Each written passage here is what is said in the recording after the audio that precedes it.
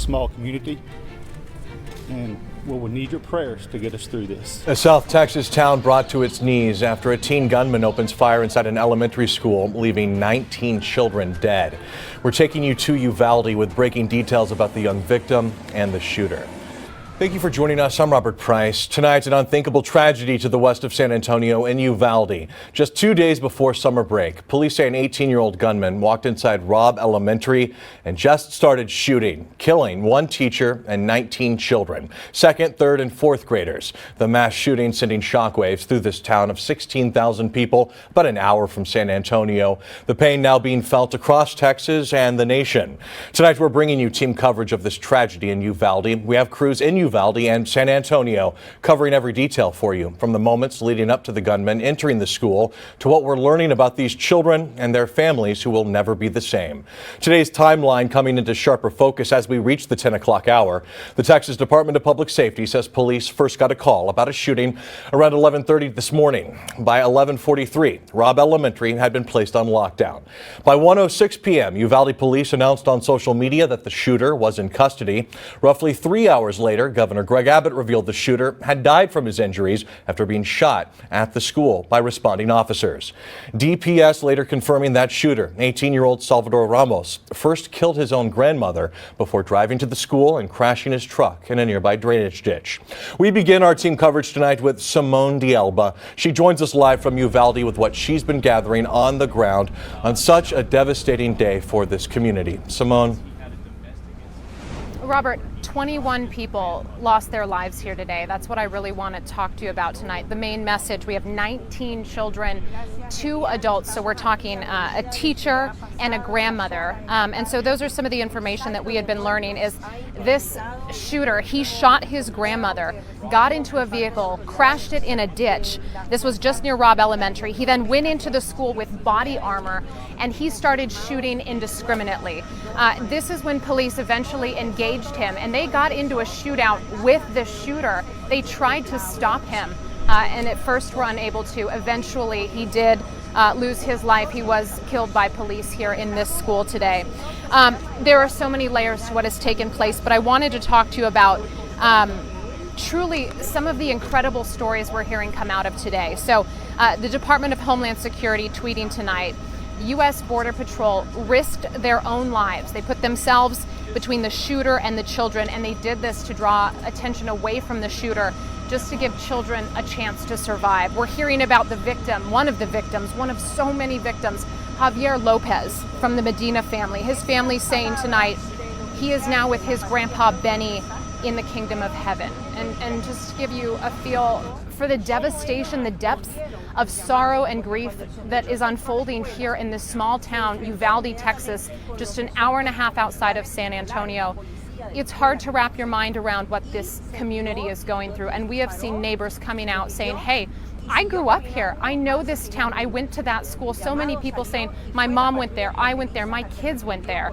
And the pain is so deep. They are now offering grief counseling for students tomorrow, is truly what we're learning. And I can't emphasize enough that this is a massive crime scene. I'm going to slightly step out of the way here and just try to give you an understanding of up and down the street here in Uvalde. This is a small, quiet neighborhood, and so you can see ATF, FBI, Border Patrol, you name it, they are here painstakingly combing through every detail of this investigation. Really, what I wanted to also mention too, while we're on camera, is University Health. They have been reaching out, you know, in addition to the horror, the lives lost here, the 19 children, the 2 adults.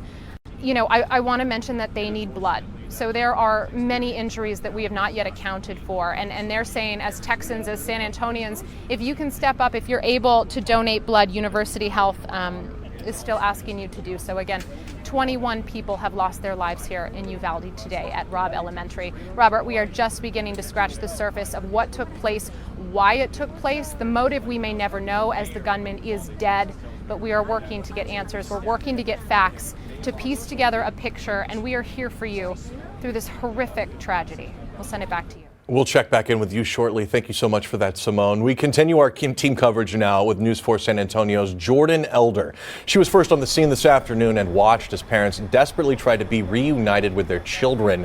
Jordan, what are you learning tonight? Robert, just when we thought it couldn't get any worse for these families, there's a whole nother layer of grief and heartbreak happening here on the lawn of the Civic Center tonight. We're going to zoom in to show you this building was used for reunification earlier. It's now being used for identification and notification, which means families are coming into this building with photos of their children who did not come home. And if the photos are not able to be used, they are being swabbed for DNA to see if they can match up to those children. So the worst fears of these families are being realized tonight. We have heard sobs and wails of people coming out of this building getting unimaginable news that their children did not make it, and they have that confirmation for the first time here tonight. So very emotional out here for all of these families in Uvalde, but especially the parents getting terrible news here tonight. Robert.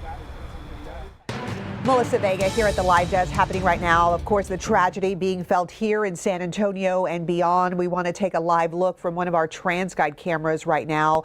As you have probably been seeing flags flying at half staff across the city, even across the country, to honor the victims of this tragedy. And we are beginning to learn who some of those victims are tonight, including a 10-year-old little boy. Absolutely heartbreaking. We now have a picture to share with you. We are learning from his family that his name is Xavier Lopez. Again, he is 10 years old.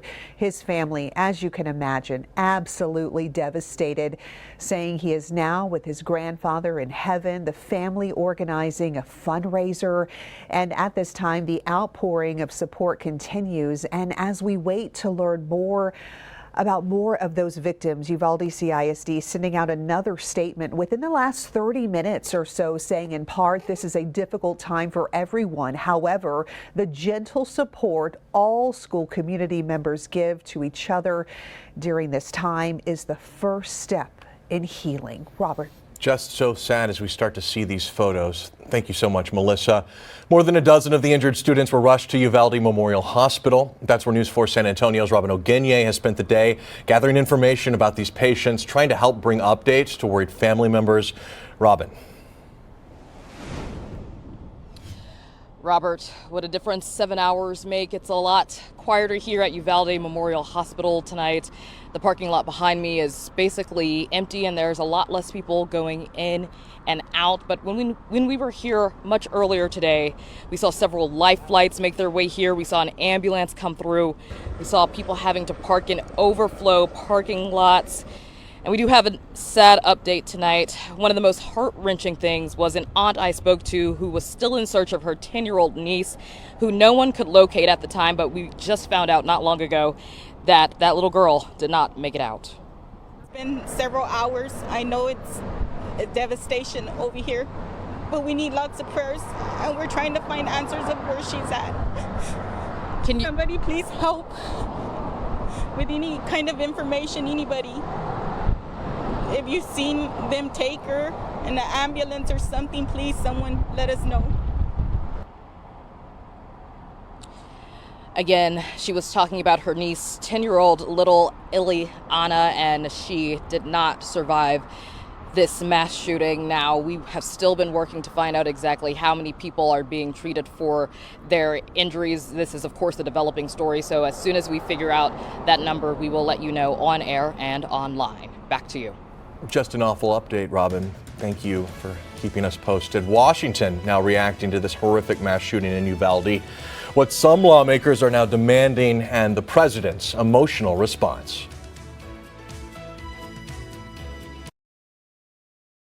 Coverage now in Washington tonight. President Joe Biden among many reacting emotionally to this mass shooting in Uvalde. Lawmakers, though, are highly divided, often along party lines, over any prospects of new gun control measures. Chief political correspondent Scott Thuman has new reaction. Well, as you would expect, the focus is on what's going on right now in Texas. But then almost instantly after shootings like this, eyes turn to Washington and people ask what will be done about this. There were instantly calls for Congress and the president to take more action on gun control. We heard from Democrat Senator Patty Murray blaming Republicans, tweeting how many more lives have to be lost before Republicans wake up to what the majority of Americans have known for years. Gun safety laws save lives. And from the other side of the aisle, Minority Leader Mitch McConnell stating, we are horrified and heartbroken by reports of the disgusting violence. The entire country is praying for those involved. The president then spoke right after returning to the White House from his trip to Asia. As a nation, we have to ask, when in God's name are we going to stand up to the gun lobby? When in God's name we do what we all know in our gut needs to be done? I am sick and tired of it. We have to act. One of the more impassioned pleas from Senator Chris Murphy from Connecticut, the state where the Sandy Hook Elementary School shooting took place almost 10 years ago and that left 28 people dead, including 20 children. As our kids run for their lives, we do nothing. What are we doing? Why are you here? But for those who have long worked in the D.C. area, they tell me there is no guarantee, let alone, and certainly not any reason to believe, they say, based on history, that Congress will do much. Melissa. And happening right now, we are learning tonight that 2 adult patients from the tragic shooting are at BAMC, Brooke Army Medical Center here in San Antonio, in critical condition at this time. We're also waiting to learn more information about the 18-year-old shooter who opened fire. A big question remains, the motive. Here's some of what Congressman Joaquin Castro had to say tonight. Take a listen. And so I realize that we don't know the motive yet and we don't have all the information. You know, my heart just sank, because I'm just hoping that it's not another situation like El Paso or Buffalo where people were targeted because of their race and because of their ethnicity. But it's a great community. And as we do wait to learn more, Bexar County Sheriff Javier Salazar announcing tonight here locally, while local schools are not under active threat, the sheriff's office will be increasing response at area schools with marked patrol vehicles, especially in those unincorporated areas. Robert? Thank you, Melissa. Right now, the people of Uvalde are holding a vigil for the victims and their families. News 4 San Antonio's Yami Virgen joining us live in Uvalde with more reaction. Yami. Thank you, Robert. And we actually were at Sacred Heart Church where the Archbishop, you can hear him behind me, he's doing interviews in Spanish right now, held Mass. There were probably about 300 people inside. He talked about one person who had the job of transporting the children to the hospital to try and save their lives. He also called up the children, some of the children who were present here today. What you're going to hear now is his comments that he gave us just a few minutes ago. It's hard to believe that a little one, and we have some tonight here, as a reminder that how they will cause harm. This is an examination of conscience. What have not we done to build up humanity?